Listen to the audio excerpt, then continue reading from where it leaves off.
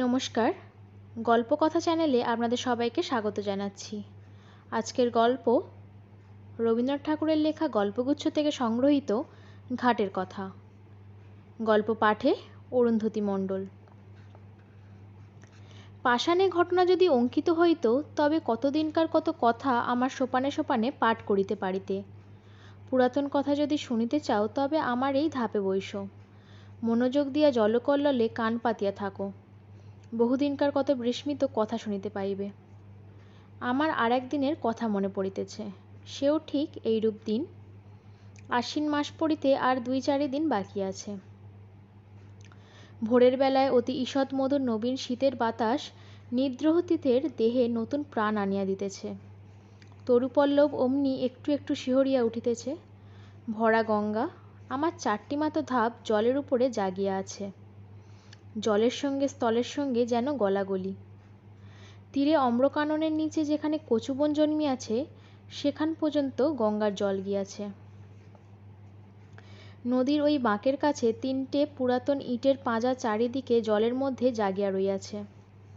জেলেদের যে নৌকাগুলি ডাঙার বাবলা গাছের গুড়ির সঙ্গে বাঁধা ছিল, সেগুলি প্রভাতে জোয়ারের জলে ভাসিয়া উঠিয়া টলমল করিতেছে। দুরন্ত যৌবন জোয়ারের জল রঙ্গ করিয়া তাহাদের দুই পাশে ছল ছল আঘাত করিতেছে। তাহাদের কর্ণ ধরিয়া মধুর পরিহাসে নাড়া দিয়া যাইতেছে। ভরা গঙ্গার উপরে শরৎপ্রভাতের যে রৌদ্র পড়িয়াছে, তাহার কাঁচা সোনার মতো রং, চাঁপা ফুলের মতো রং। রৌদ্রের এমন রং আর কোনো সময় দেখা যায় না।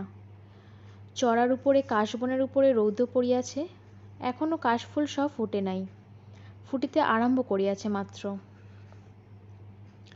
রাম রাম বলিয়া মাঝিরা নৌকা খুলিয়া দিল। পাখিরা যেমন আলোতে পাখা মেলিয়া আনন্দে নীল আকাশে উড়িয়াছে, ছোট ছোট নৌকাগুলি তেমনি ছোট ছোট পাল ফুলাইয়া সূর্যকিরণে বাহির হইয়াছে। তাহাদের পাখি বলিয়া মনে হয়। তাহারা রাজহাঁসের মতো জলে ভাসিতেছে, কিন্তু আনন্দে পাখা দুটি আকাশেও ছড়াইয়া দিয়াছে। ভট্টাচার্য মশাই ঠিক নিয়মিত সময়ে কোষাকুষি লইয়া স্নান করিতে আসিয়াছেন। মেয়েরা 2-1 জন করিয়া জল লইতে আসিয়াছে। সে বড় বেশি দিনের কথা নহে। তোমাদের অনেক দিন বলিয়া মনে হইতে পারে, কিন্তু আমার মনে হইতেছে এই সেদিনের কথা। আমার দিনগুলি কিনা গঙ্গার স্রোতের উপর খেলাইতে খেলাইতে ভাসিয়া যায়, বহু কাল ধরিয়া স্থিরভাবে তাহাই দেখিতেছি। এই জন্য সময় বড় দীর্ঘ বলিয়া মনে হয় না। আমার দিনের আলো রাত্রির ছায়া প্রতিদিন গঙ্গার উপরে পড়ে, আবার প্রতিদিন গঙ্গার উপর হইতে মুছিয়া যায়। কোথাও তাহাদের ছবি রাখিয়া যায় না। সেই জন্য যদিও আমাকে বৃদ্ধের মতো দেখিতে হইয়াছে, আমার হৃদয় চিরকাল নবীন। বহু বৎসরের স্মৃতির শৈবাল ভারে আচ্ছন্ন হইয়া আমার সূর্যকিরণ মারা পড়ে নাই। দৈবত্ব একটা ছিন্ন শৈবাল ভাসিয়া আসিয়া গায়ে লাগিয়া থাকে, আবার স্রোতে ভাসিয়া যায়। তাই বলিয়া যে কিছু নাই এমন বলিতে পারি না। যেখানে গঙ্গার স্রোত পৌঁছায় না, সেখানে আমার ছিদ্রে ছিদ্রে যে লতাঙ্গ শৈবাল জন্মিয়াছে, তাহারাই আমার পুরাতনের সাক্ষী। তাহারাই পুরাতনকালকে স্নেহপাশে বাঁধিয়া চিরদিন শ্যামল মধুর, চিরদিন নতুন করিয়া রাখিয়াছে। গঙ্গা প্রতিদিন আমার কাছে হইতে 1-1 ধাপ সরিয়া যাইতেছেন, আমিও 1-1 ধাপ করিয়া পুরাতন হইতেছি। চক্রবর্তীদের বাড়ির ওই যে বৃদ্ধা স্নান করিয়া নাবাবলি গায়ে কাঁপিতে কাঁপিতে মালা জপিতে জপিতে বাড়ি ফিরিয়া যাইতেছেন, উহার মাতামহী তখন এতটুকু ছিল। আমার মনে আছে, তাহার এক খেলা ছিল, সে প্রত্যহ একটা ঘৃতকুমারীর পাতা গঙ্গার জলে ভাসাইয়া দিত। আমার দক্ষিণ বাহুর কাছে একটা পাঁকের মতো ছিল, সেইখানে পাতাটা ক্রমাগত ঘুরিয়া ঘুরিয়া বেড়াইত। সে কলসি রাখিয়া দাঁড়াইয়া তাহাই দেখিত। যখন দেখিলাম কিছুদিন বাদে সেই মেয়েটি আবার ডাগর হইয়া উঠিয়া তাহার নিজের একটি মেয়ে সঙ্গে লইয়া জল লইতে আসিল, সে মেয়েও আবার বড় হইল। বালিকারা জল ছুঁড়িয়া দুরন্তপনা করিলে তিনিই আবার তাহাদিগকে শাসন করিতেন ও ভদ্রচিত্ত ব্যবহার শিক্ষা দিতেন। তখন আমার সেই ঘৃতকুমারীর নৌকা ভাসানো মনে পড়িত ও বড় কৌতুক বোধ হইত। যে কথাটা বলিব মনে করি, সে আর আসে না। একটা কথা বলিতে বলিতে স্রোতে আর একটা কথা ভাসিয়া আসে। কথা আসে কথা যায়, ধরিয়া রাখিতে পারি না। কেবল এক একটি কাহানি সেই ঘৃতকুমারীর নৌকাগুলির মতো পাকে পড়িয়া অবিশ্রাম ফিরিয়া ফিরিয়া আসে। তেমনি একটা কাহিনী তাহার পসরা লইয়া আজ আমার কাছে ফিরিয়া ফিরিয়া বেড়াইতেছে। কখন ডোবে কখন ডোবে। পাতাটুকুরি মতো সে অতি ছোট, তাহাতে বেশি কিছু নাই, দুটি খেলার ফুল আছে। তাহাকে ডুবিতে দেখিলে কোমলপ্রাণা বালিকা কেবলমাত্র একটি দীর্ঘ নিঃশ্বাস ফেলিয়া বাড়ি ফিরিয়া যাইবে। মন্দিরের পাশে যেখানে ওই গোসাইদের গোয়াল ঘরের বেড়া দেখিতেছ, ওইখানে একটা বাবলা গাছ ছিল। তাহারই তলায় সপ্তাহে একদিন করিয়া হাট বসিত। তখনও গোসাইরা এখানে বসতি করে নাই। যেখানে তাহাদের চণ্ডীমণ্ডপ পড়িয়াছে, ওইখানে একটা গোলপাতার ছাউনি ছিল মাত্র। ওই যে অশ্বত্থ গাছ আজ আমার পঞ্জরে পঞ্জরে বাহু প্রসারণ করিয়া সুবিকট সুদীর্ঘ কঠিন অঙ্গুলিজালের ন্যায় শিকড়গুলির দ্বারা আমার বিদীর্ণ পাষাণ প্রাণ মুঠা করিয়া রাখিয়াছে, ওই তখন এতটুকু একটুখানি চারা ছিল মাত্র। কচি কচি পাতাগুলি লইয়া মাথা তুলিয়া উঠিতেছিল। রৌদ্র উঠিলে ইহার পাতার ছায়াগুলি আমার উপর সমস্ত দিন ধরিয়া খেলা করিত। ইহার নবীন শিকড়গুলি শিশুর অঙ্গুলির ন্যায় আমার বুকের কাছে কিলবিল করিত। কেহ ইহার একটি পাতা ছিঁড়িলে আমার ব্যথা বাজিত। যদিও বয়স অনেক হইয়াছিল, তবু তখনও আমি সিধা ছিলাম। আজ যেমন মেরুদণ্ড ভাঙিয়া অষ্টবক্রের মতন বাঁকিয়া চুরিয়া গিয়াছি, গভীর ত্রিবলী রেখার মতো সহস্র জায়গায় ফাটল ধরিয়াছে, আমার গর্ভের মধ্যে বিশ্বের বেগ তাহাদের শীতকালের সুদীর্ঘ নিদ্রার আয়োজন করিতেছে, তখন আমার সে দশা ছিল না। কেবল আমার বাম বাহুর বাহিরের দিকে দুইখানি ইটের অভাব ছিল। সেই গর্তটির মধ্যে একটা ফিঙে বাসা করিয়াছিল। ভোরের বেলায় যখন সে উসুখুসু করিয়া জাগিয়া উঠিত, মৎস্যপুচ্ছের ন্যায় তাহার জোড়াপুচ্ছ দুই চারিবার দ্রুত নাচাইয়া শীষ দিয়া আকাশে উড়িয়া যাইত, তখন জানিতাম কুসুমের ঘাটে আসিবার সময় হইয়াছে। যে মেয়েটির কথা বলিতেছি, ঘাটের অন্যান্য মেয়েরা তাহাকে কুসুম বলিয়া ডাকিত। বোধ করি কুসুমই তাহার নাম হইবে। জলের উপরে যখন কুসুমের ছোট্ট ছায়াটি পড়িত, তখন আমার সাধ যাইত সে ছায়াটি যদি ধরিয়া রাখিতে পারি, সে ছায়াটি যদি আমার পাষাণে বাঁধিয়া রাখিতে পারি, এমনই তাহার একটি মাধুরী ছিল। সে যখন আমার পাষাণের উপর পা ফেলিত ও তাহার চারগাছি মল বাজিতে থাকিত, তখন আমার শৈবলগুলুমগুলি যেন পুলকিত হইয়া উঠিত। কুসুম যে খুব বেশি খেলা করিত বা গল্প করিত বা হাসি তামাশা করিত তাহা নহে। তথাপি আশ্চর্য এই, তাহার যত সঙ্গিনী এমন আর কাহারও নয়। যত দুরন্ত মেয়েদের তাহাকে না হইলে চলিত না। কেউ তাহাকে বলিত কুশি, কেউ তাহাকে বলিত খুশি, কেউ তাহাকে বলিত রাক্ষসী। তাহার মা তাহাকে বলিত কুসুমী। যখন তখন দেখিতাম কুসুম জলের ধারে বসিয়া আছে, জলের সঙ্গে তাহার হৃদয়ের সঙ্গে বিশেষ যেন কি মিল ছিল। সে জল ভারী ভালোবাসিত। কিছুদিন পরে কুসুমকে আর দেখিতে পাই না। ভুবন আর স্বর্ণ ঘাটে আসিয়া কাঁদিত। শুনিলাম তাহাদের খুশি খুশি রাক্ষসীকে শ্বশুরবাড়ি লইয়া গিয়াছে। শুনিলাম যেখানে তাহাকে লইয়া গেছে সেখানে নাকি গঙ্গা নাই। সেখানে আবার কারা সব নতুন লোক, নতুন ঘরবাড়ি, নতুন পথঘাট। জলের পদ্মটিকে কে যেন ডাঙায় রোপণ করিতে লইয়া গেল। ক্রমে কুসুমের কথা এরকম ভুলিয়া গেছি। 1 বৎসর হইয়া গেছে ঘাটের মেয়েরা কুসুমের গল্পও বড় করে না। একদিন সন্ধ্যার সময় বহুকালের পরিচিত পায়ের স্পর্শে সহসা যেন চমক লাগিল। মনে হইল যেন কুসুমের পা। তাহাই বটে, কিন্তু সে পায়ে আর মল বাজিতেছে না। সে পায়ের সে সঙ্গীত নাই। কুসুমের পায়ের স্পর্শ ও মলের শব্দ চিরকাল একত্র অনুভব করিয়া আসিতেছি। আজ সহসা সেই মলের শব্দটি না শুনিতে পাইয়া সন্ধ্যাবেলাকার জ্বরের কল্লোল কেমন বিষণ্ণ শোনাইতে লাগিল। অম্রবনের মধ্যে পাতা ঝরঝর করিয়া বাতাস কেমন হাহা করিয়া উঠিল। কুসুম বিধবা হইয়াছে। শুনিলাম তাহার স্বামী বিদেশে চাকরি করিত। 2-1 দিন ছাড়া স্বামীর সহিত সাক্ষাৎই হয় নাই। পত্রযোগে বৈধব্যের সংবাদ পাইয়া 8 বৎসর বয়সে মাথার সিঁদুর মুছিয়া গায়ের গয়না ফেলিয়া আবার তাহার দেশে সেই গঙ্গার ধারে ফিরিয়া আসিয়াছে। কিন্তু তাহার সঙ্গিনীদেরও বড় কেউ নাই। ভুবন, স্বর্ণ, অমলা শ্বশুরঘর করিতে গিয়াছে। কেবল শরৎ আছে, কিন্তু শুনিতেছি অঘ্রাণ মাসে তাহারও বিবাহ হইয়া যাইবে। কুসুম নিতান্তই একলা পড়িয়াছে।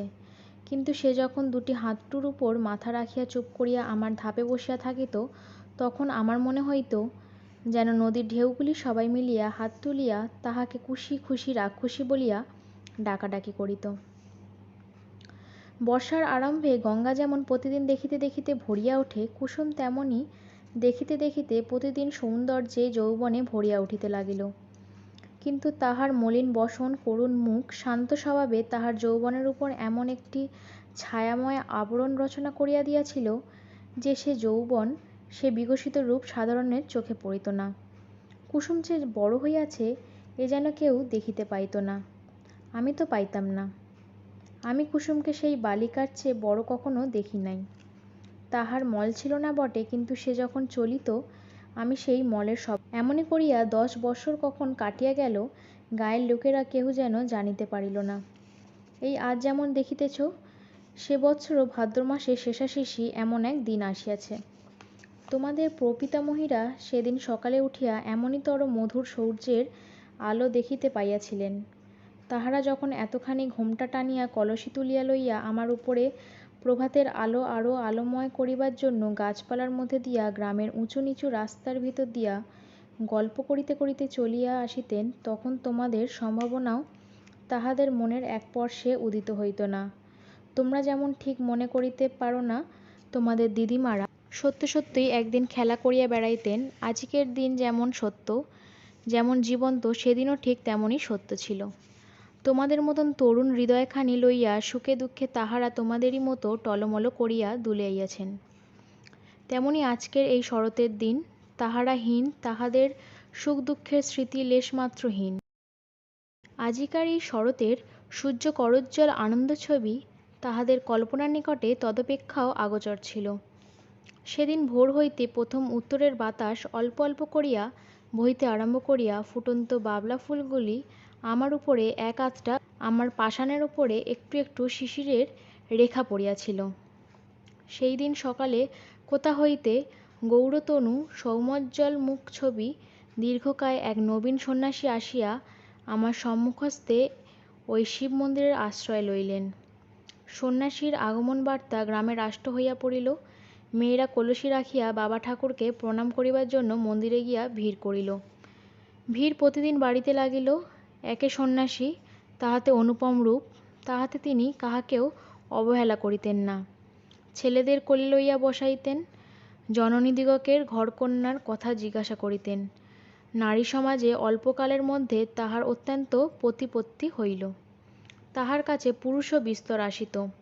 কোনোদিন ভাগবত পাঠ করিতেন, কোনোদিন ভগবদ্ গীতার ব্যাখ্যা করিতেন, কোনোদিন মন্দিরে বসিয়া নানা শাস্ত্র লইয়া আন্দোলন করিতেন। তাহার নিকটে কেউ উপদেশ লইতে আসিত, কেউ মন্ত্র লইতে আসিত, কেউ রোগের ওষুধ জানিতে আসিত।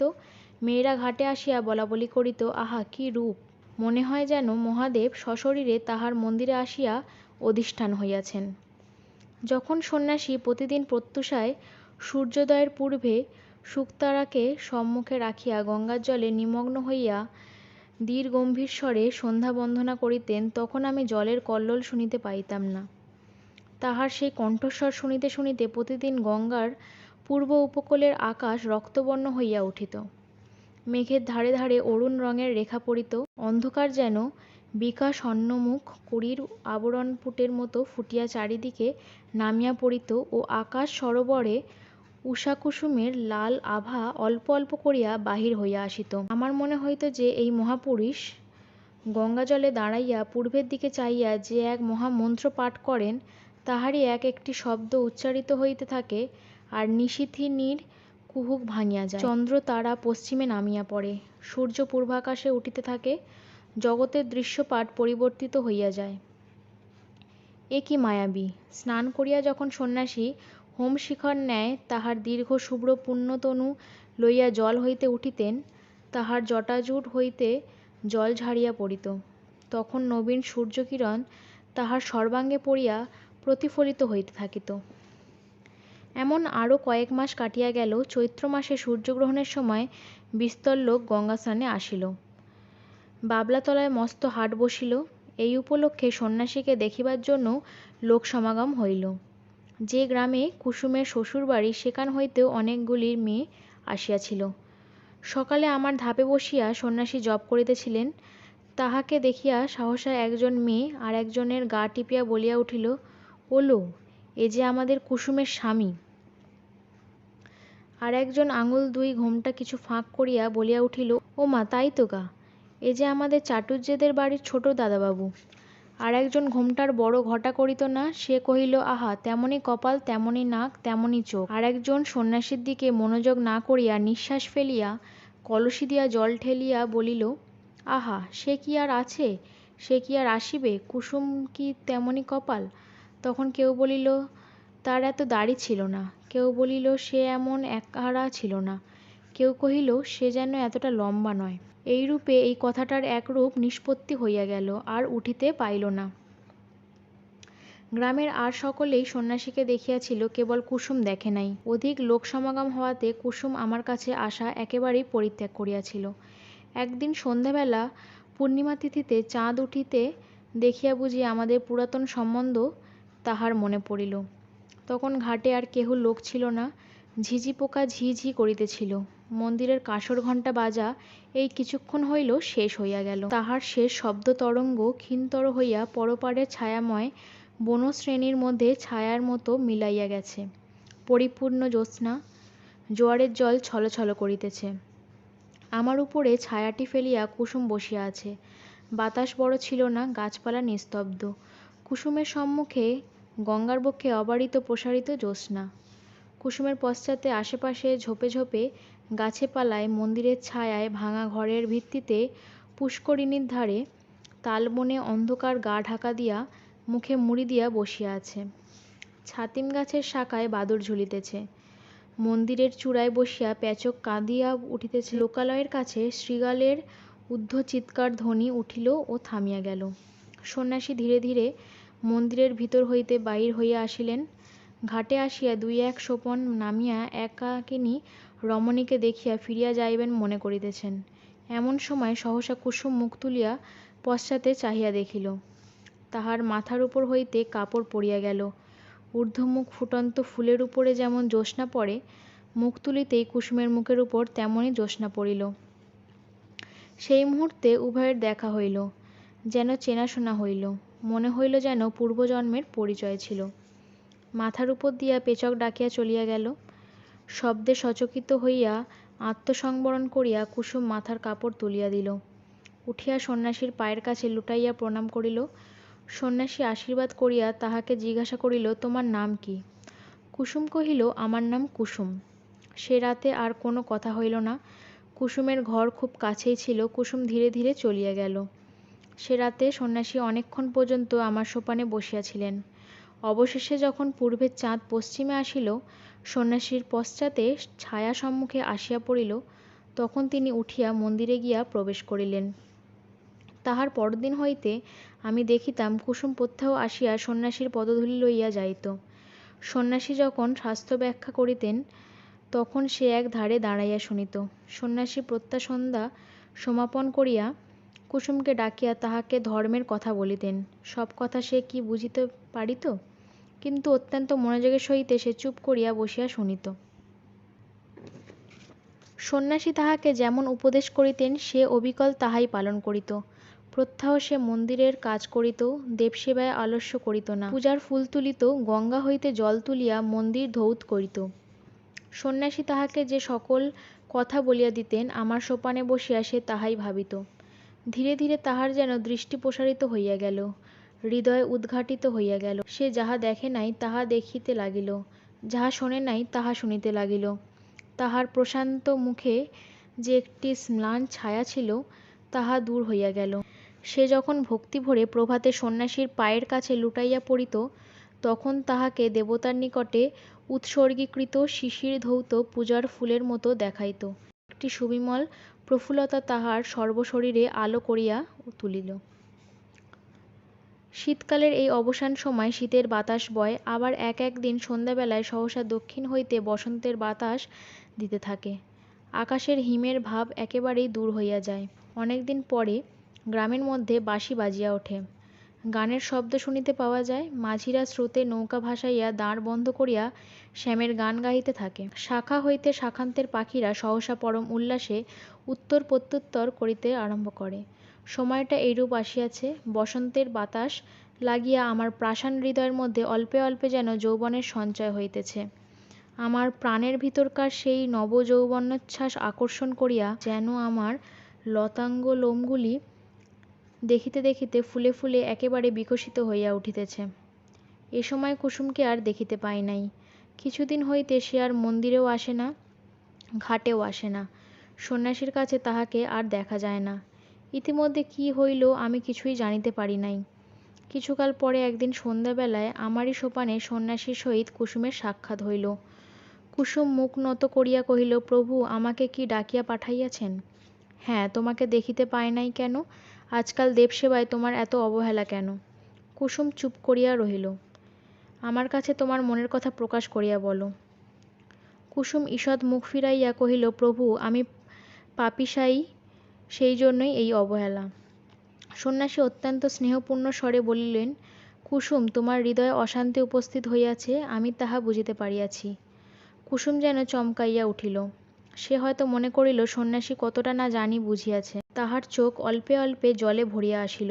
সে সেখানে বসিয়া পড়িল। মুখে আঁচল ঢাকিয়া সোপনে সন্ন্যাসীর পায়ের কাছে বসিয়া কাঁদিতে লাগিল। সন্ন্যাসী কিছু দূরে সরিয়া গিয়া কহিলেন, তোমার অশান্তির কথা আমাকে সমস্ত ব্যক্ত করিয়া বলো, আমি তোমাকে শান্তির পথ দেখাইয়া দিব। কুসুম অটল ভক্তির স্বরে কহিল, কিন্তু মাঝে মাঝে থামিল, মাঝে মাঝে কথা বাঁধিয়া গেল। আপনি আদেশ করেন তো অবশ্যই বলিব, তবে আমি ভালো করিয়া বলিতে পারিব না, কিন্তু আপনি বোধ করি মনে মনে সকলই জানিয়াছেন। প্রভু আমি একজনকে দেবতার মতো ভক্তি করিতাম, আমি তাহাকে পূজা করিতাম, সেই আনন্দেই আমার হৃদয় পরিপূর্ণ হইয়াছিল। কিন্তু একদিন রাত্রে স্বপ্নে দেখিলাম যেন তিনি আমার হৃদয়ের স্বামী। কোথায় যেন একটি বকুল বনে বসিয়া তাহার বাম হস্তে আমার দক্ষিণ হস্ত লইয়া আমাকে তিনি প্রেমের কথা বলিতেছেন। এ ঘটনা আমার কিছুই অসম্ভব, কিছুই আশ্চর্য মনে হইল না। স্বপ্ন ভাঙিয়া গেল, তবু স্বপ্নের ঘোর ভাঙিল না। তাহার পরদিন যখন তাহাকে দেখিলাম, আর পূর্বের মতো দেখিলাম না। মনে সেই স্বপ্নের ছবি উদয় হইতে লাগিল। ভয়ে দূরে পালাইলাম, কিন্তু সে ছবি আমার সঙ্গে সঙ্গে রহিল। সেই অবধি আমার হৃদয়ের অশান্তি আর দূর হয় নাই। আমার সমস্ত যখন কুসুম অশ্রু মুছিয়া মুছিয়া এই কথাগুলি বলিতেছিল, তখন আমি অনুভব করিতেছিলাম সন্ন্যাসী সবলে তাহার দক্ষিণ পদতলে দিয়া আমার পাষাণ চাপিয়াছিলেন। কুসুমের কথা শেষ হইলে সন্ন্যাসী কহিলেন, যাহাকে স্বপ্ন দেখিয়াছ সে কি বলিতে হইবে? কুসুম জোর হাতে কহিল, তাহা বলিতে পারিব না। সন্ন্যাসী কহিলেন, তোমার মঙ্গলের জন্য জিজ্ঞাসা করিতেছি, সেকে স্পষ্ট করিয়া বলো। কুসুম সবলে নিজের কোমল হাত দুটি পীড়ন করিয়া হাত জোর করিয়া বলিল, নিতান্ত সে কি বলিতে হইবে? সন্ন্যাসী কহিলেন, হ্যাঁ বলিতে হইবে। কুসুম তৎক্ষণাৎ বলিয়া উঠিল, প্রভু সে তুমি। যেমনি তাহার নিজের কথা নিজের কানে গিয়া পৌঁছিল, অমনি সে মূর্ছিত হইয়া আমার কঠিন কোলে পড়িয়া গেল। সন্ন্যাসী প্রস্তরের মূর্তির মতো দাঁড়াইয়া রহিলেন। যখন মূর্ছা ভাঙিয়া কুসুম উঠিয়া বসিল, তখন সন্ন্যাসী ধীরে ধীরে কহিলেন, তুমি আমার সকল কথাই পালন করিয়াছ, আর একটি কথা বলিব, পালন করিতে হইবে। আমি আজই এখান হইতে চলিলাম, আমার সঙ্গে তোমার দেখা না হয়, আমাকে তোমার ভুলিতে হইবে। বলো, এই সাধনা করিবে? কুসুম উঠিয়া দাঁড়াইয়া সন্ন্যাসীর মুখের পানে চাহিয়া ধীরে স্বরে কহিল, প্রভু তাই হইবে। সন্ন্যাসী কহিলেন, তবে আমি চলিলাম। কুসুম আর কিছু না বলিয়া তাহাকে প্রণাম করিল, তাহার পায়ের ধুলা মাথায় তুলিয়া লইল। সন্ন্যাসী চলিয়া গেলেন। কুসুম কহিল, তিনি আদেশ করিয়া গিয়াছেন, তাহাকে ভুলিতে হইবে, বলিয়া ধীরে ধীরে গঙ্গার জলে নামিল। এতটুকু বেলা হইতে সে এই জলের ধারে কাটাইয়াছে। শ্রান্তির সময় এ জল যদি হাত বাড়াইয়া তাহাকে কোলে করিয়া না লইবে, তবে আর কে লইবে? চাঁদ অস্ত গেল, রাত্রি ঘোর অন্ধকার হইল। জলের শব্দ শুনিতে পাইলাম, আর কিছু বুঝিতে পারিলাম না। অন্ধকার বাতাস হু হু করিতে লাগিল। পাছে তিলমাত্র কিছু দেখা যায় বলিয়া সে যেন ফু দিয়া আকাশের তারাগুলিকে নিভাইয়া দিতে চায়। আমার কোলে যে খেলা করিত, সে আজ তাহার খেলা সমাপন করিয়া আমার কোল হইতে কোথায় সরিয়া গেল জানিতে পারলাম না।